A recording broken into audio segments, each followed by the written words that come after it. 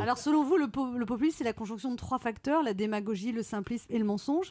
Et toujours selon vous, Maëlle de Calan, le populisme est une maladie de la démocratie, une manipulation du peuple à l'aide de la démagogie et du mensonge. Et c'est vrai que le populisme est à nos portes quand même, hein. Je veux dire, en Europe, en Italie, en Hongrie, en Pologne, en Autriche, on pourrait faire un populisme tour. En France, vous ressentez cette tentation ou pas?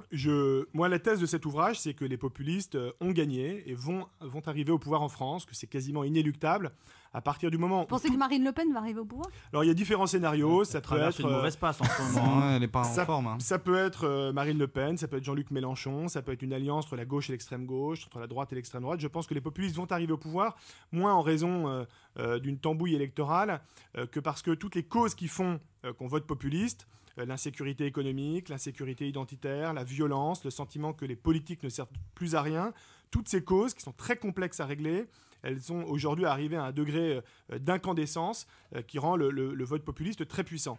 Et la thèse que je développe dans ce livre, c'est à partir du moment où ça va se produire, en France comme dans beaucoup de démocraties qui nous entourent, comment est-ce qu'on construit des alternatives non populistes qui sont capables de résister au choc et de reprendre l'initiative.